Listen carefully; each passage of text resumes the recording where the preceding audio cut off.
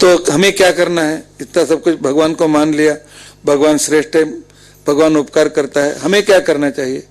धीमहि, उसको जान करके उसका ध्यान और उसके उपकार का स्मरण, यह हमारा कर्तव्य। उससे ज्यादा हम कुछ नहीं कर सकते। कुछ भी हम ज्यादा नहीं कर सकते हैं, तो उसके उपकार स्मरण करते हुए अपना काम कर सकते हैं। क्योंकि काम भी करते हैं, वह कराता है इसलिए करते हैं। नहीं तो प्लान है कल उठ करके यहां पर जाना है, लेकिन रात में इतनी वीकनेस आ जाती है, नहीं उठ नहीं सकते हैं। हमारी इच्छा के अनुसार नहीं, भगवान की इच्छा आज नहीं हुई, हम उठ नहीं सके। कल छुट्टी लेंगे, बस आराम करेंगे। ऑफिस में भी बता दिया गया है, रजा सैंक्शन हो गया है, लेकिन सुबह उठते ऑफिस से फोन आता है, emergency meeting, you must come. चाहते हुए भी रजा लेकर हम घर में नहीं रह सकते, क्योंकि भगवान की इच्छा से सब कुछ चल रही है। इसलिए भगवान को इतनी ही हमें प्रार्थना करना है, आप हमें अच्छे मार्ग में प्रेरित करो, अच्छे काम हमसे कराओ, अच्छे विचार हमको दे दो और सब कुछ कराओ। तो इसके लिए 12 स्कंद 12 वाक्य।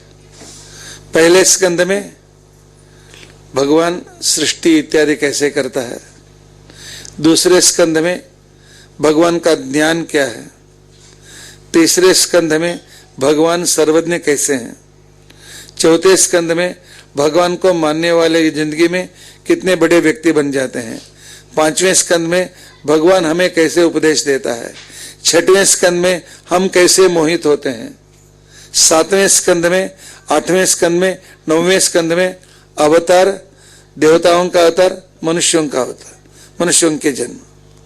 10वें स्कंद में भगवान निर्दोष हैं, कृष्ण को देखो समझ लो, कृष्ण का चरित्र। 11वें स्कंद में भगवान के ज्ञानानंद रूप का तत्व ज्ञान, श्री कृष्ण का उपदेश। 12वें स्कंद में ध्यान कैसे करना चाहिए। 12 स्कंद और 12 लेसन, 12 सब्जेक्ट मैटर पहले श्लोक में आपको मिल जाते हैं। जन्माद्यस्य यतोन्मयादितरतः अर्थेष्वभिज्ञस्वराट् तेने ब्रह्महृदाय आदिकवये मुह्यन्ति यं सूरयः तेजो वारिमृदां यथा विनिमयो यत्र त्रिसर्गो मृषा धाम्ना स्वेन सदा निरस्तकुहकं सत्यं परम धीमहि। ठीक है, कंपनी भी एडवर्टाइजमेंट देती है, आप इतना इन्वेस्टमेंट करो, 2 साल में इतना आपको मिलेगा। चिट फंड में हम पैसे डाल देते हैं, कंपनी डूब जाती है। इस तरह भगवान ने भी जो एश्योरेंस दिया है वो भी झूठा निकला तो क्या करें। इसलिए भागवत कहता है, वेदव्यास कहते हैं नहीं, इसमें जो ज्ञान है वह ज्ञान आपको फंसाने के लिए नहीं है। धर्म प्रोच्छित कहितवोत्र परमः निर्मत्सराणाम सताम वेद्यम वास्तवमत्र वस्तु शिवदम तापत्रयोन्मूलनम श्रीमद्भागवते महामुनि कृते किं वा परैः ईश्वरः सद्यो हृद्यवरुद्धतेऽत्र कृतिभिः शुश्रूषुभिस्तक्षणात्।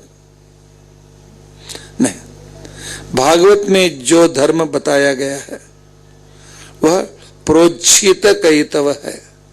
कहितव मतलब दूसरों को फंसाना, झूठ बोल करके उनको फंसा करके अपना लाभ करना, भागवत में वह धर्म नहीं है। भागवत में आपको बुरे मार्ग में ले जाने वाला एक भी उपदेश नहीं मिलेगा।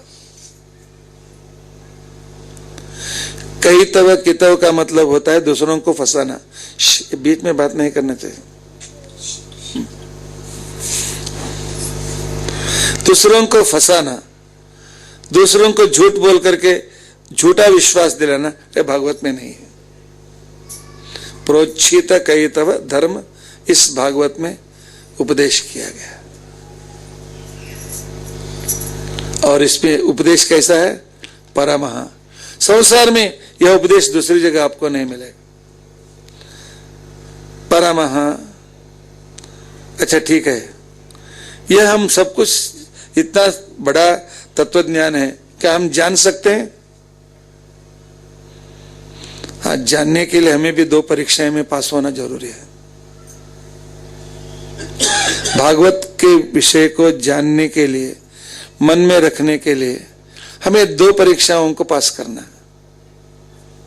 निर्मत्सराणाम सताम, ये 7 दिन जिंदगी में पूरा हो तो बहुत ठीक है, ये 7 दिन कम से कम 2 नियम पालन करने का है। पहला है निर्मत्सराणाम, ये 7 दिन वहां से पैसा आना चाहिए था, यहां इन्वेस्टमेंट करना चाहिए था, इससे कुछ पाना था, ये करना था, वो करना था, पूरा भूल जाओ। यहां बैठकर भी उसके बारे में आप सोच रहे हैं तो यहां का यही विषय तुम्हारे सिर में नहीं जाएगा। भगवान को छोड़ करके दूसरे विचार इस 7 दिन में मत करो, और 7 दिनों तक भगवान के बारे में ही चर्चा करो, भगवान के बारे में बात करो, भगवान के बारे में प्रश्न पूछो, भगवान के बारे में अपने कुछ कोशिशें करते रहो। ये 7 दिन का कॉन्फ्रेंस में सब्जेक्ट छोड़कर दूसरा कोई विचार यहां नहीं होना चाहिए। 7 दिनों का घर का वातावरण ऐसा रहना चाहिए कि सिर्फ पूरा भगवान में, भगवान की पूजा, सुबह पारायण, फिर प्रवचन, फिर भगवान का स्मरण, फिर भागवत श्रवण, फिर भगवान के बारे में चर्चा, एक एटमॉस्फेयर निर्माण करो। नहीं तो यहां पर बैठे हैं, किसी बारे में ऑफिस के बारे में सोच रहे हैं, दूसरे व्यक्ति के बारे में पूछ रहे हैं, कान में जाएगा, अंदर तक नहीं जाएगा, फिर वापस बाहर निकल जाएगा। निर्मत्सराणाम सताम वेद्यम। और यहां पर कुछ झूठे विचार आए तो नहीं, वास्तवम वस्तु, जो फैक्ट है वही भागवत में है, जो फैक्ट नहीं है ऐसी एक भी बात आपको यहां पर नहीं मिलेगा। ठीक है, इससे हमें फायदा क्या है? शिवदम, तुम्हारे जिंदगी में मंगल, सुख, भगवान का अनुग्रह प्राप्त होगा। इससे और क्या चाहिए? भगवान के अनुग्रह से क्या प्राप्त होता है? सद्यो हृदयवरुध्यते प्रकृति भी शुश्रूषभिस्तक्षण। जो मन लगा करके इस भागवत को सुनता है, मन लगा करके भगवान के विषय को समझने की कोशिश करता है, मन लगा करके इसको मन में धारण करता है, उनके यहां भगवान स्वयं आकर रहते हैं। जब भगवान ही यहां है तो जो मिलना चाहिए सब कुछ मिल जाता, नहीं तो भगवान नहीं आएंगे। निर्मत्सराणाम सताम सद्यो हृदयवरुध्यते प्रकृतिभिः शुश्रूषुभिस्तक्षण।